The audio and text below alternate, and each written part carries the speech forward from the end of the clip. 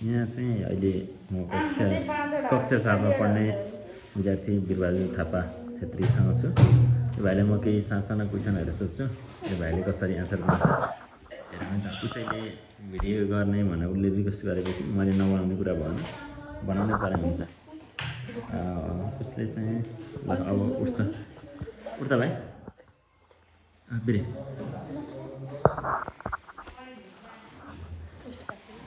तँलाई एक दुईवटा सामान्य ज्ञान क्वेसन सोध्छु ल, हुन्छ? रेडी हो? भाइ यहीँ वरिपरि आसपासको सोध्छु, नजिकको स्थानीय कुराहरू सोध्छु ल। श्री कालिका देवी मन्दिर सुनकोशी गाउँपालिकाको कति नम्बर वार्डमा पर्छ? श्री कालिका देवी मन्दिर सुनकोशी गाउँपालिकाको कति नम्बर वार्डमा पर्छ?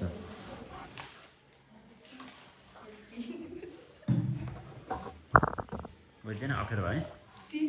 3 ल, राइट एन्सर। यसको एउटा भाइ खाता खोलिसकेको छ क्वेसनको।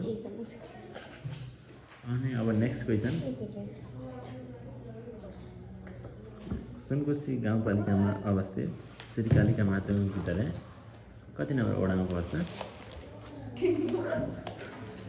3 मा पर्छ। अब नेक्स्ट क्वेसन, अर्को क्वेसन के छ भने सुनकोशी गाउँपालिकामा अवस्थित खानी गाउँ भन्ने ठाउँ कति नम्बर वडामा पर्छ?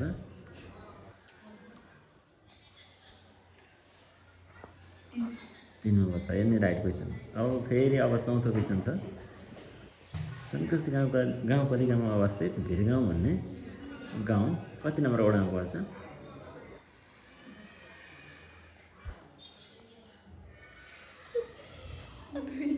2 मा। रङ एन्सर। कतिमा पर्छ?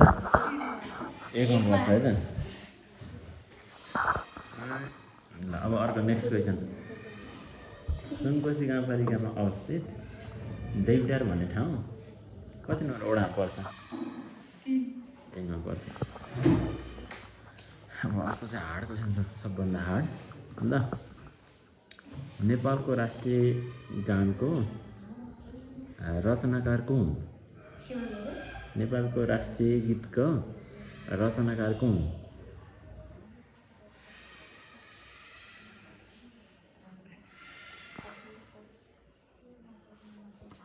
त्यो गीत कसले लेखेका थिए?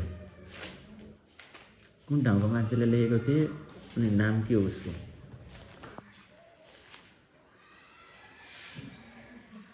कसलाई थाहा छ त्योमध्ये? रुबिसले थाहा छ? रुबिसले भन त, कसले लेखेको हो नेपालको राष्ट्रिय गीत?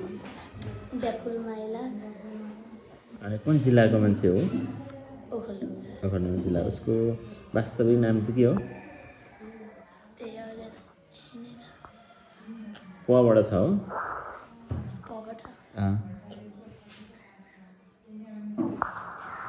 प्रदीप हो कि? प्रदीप कुमार राई मात्रै, भट्ट चाहिँ होइन। प्रदीप कुमार राई भन्ने मान्छे यता मानेभन्ज्याङ गाउँपालिकाको हिलेपानीको मान्छे हुनुहुन्छ। उहाँ एकदम रेस्पेक्टेड पर्सन हुनुहुन्छ। ल, यो क्वेसनको एन्सर थाहा पायो भाइले है? अब अर्को एकदम हार्ड क्वेसन सोध्छु भाइले। विश्वको सबैभन्दा अग्लो सर्वोच्च शिखर कुन जिल्लामा पर्छ? नेपालको कुन जिल्लामा पर्छ? धेरै नै अप्ठ्यारो क्वेसन छ।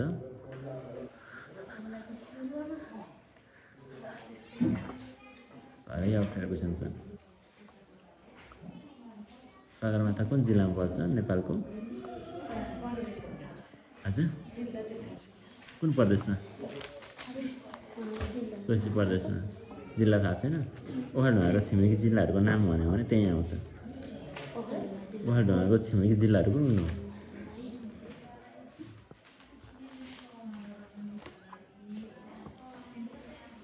सोलुखुम्बु हो? सोलुखुम्बु जिल्लामा पर्छ। सोलुखुम्बु जिल्लामा पर्छ। ल, पूर्वको, ल अर्को क्वेसन, हार्ड क्वेसन छ है। ल, एकदम हार्ड क्वेसन। पूर्वको प्रसिद्ध पोखली झरना कुन जिल्लामा पर्छ?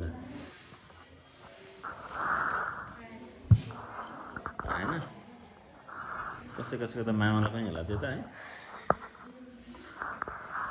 हो थाहा छैन कस्तो थाहा छ कुन जिल्लामा पर्छ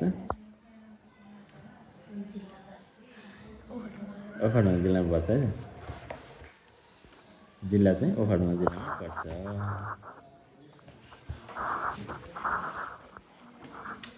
अर्को हार्ड क्वेसन छ त फेरि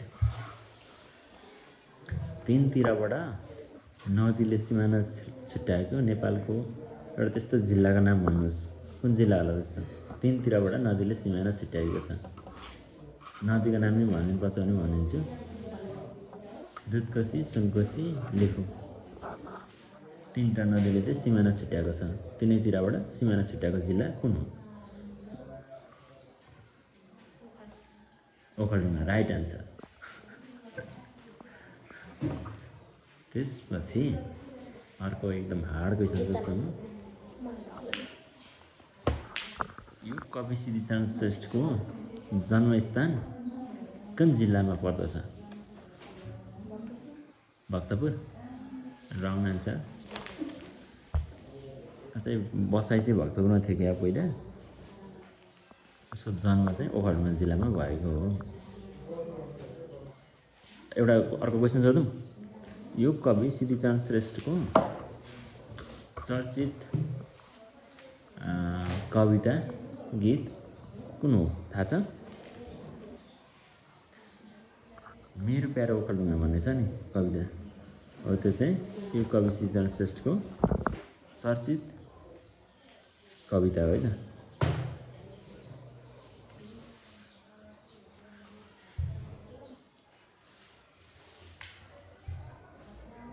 अरू भाइलाई केही छ कन्फ्युजन यो सोध्दै हुँदा सजिलो लाग्ने त्यस्तो केही छ एक दुईवटा क्वेसनलाई मलाई सोध्न पनि मिल्छ है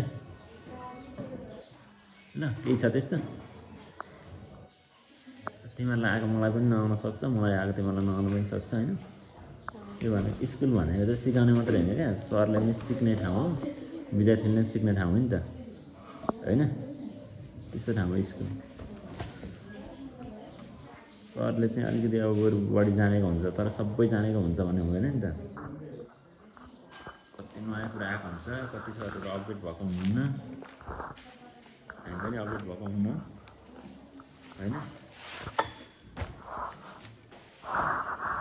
त्यही भएर चाहिँ यो स्कुल भनेको चाहिँ सरले पनि सिक्ने ठाउँ हो विद्यार्थीले पनि सिक्ने ठाउँ हो जसलाई आएको हुन्छ त्योबाट सिक्ने ठाउँ हो कि थ्याङ्क यू भाइ यति धैर्य गरेर बसेर यो क्वेसन सुनिदिनु भएकोमा तपाईँलाई धेरै धेरै धन्यवाद छ फेरि पनि तपाईँको यस्तो तपाईँको यो यत्रो पढिराख्नु भएको छ तपाईँले यो तपाईँको म परीक्षा लिन्छु नै तपाईँको पढाइ खेर जानुहुँदैन ल समय समयमा तपाईँ पढ्दै गर्नुहोस् यहाँ लाइब्रेरीमा आएर बेला बेलामा म तपाईँको क्विजहरू म गराउँछु ल हुन्छ लास्टमा जाँदा एउटा क्वेसन यो सूर्यको सङ्ख्या कतिवटा छ 8वटा यहाँ चाहिँ तपाईँ अलिकति चुक्नु भयो सूर्य एउटा मात्रै छ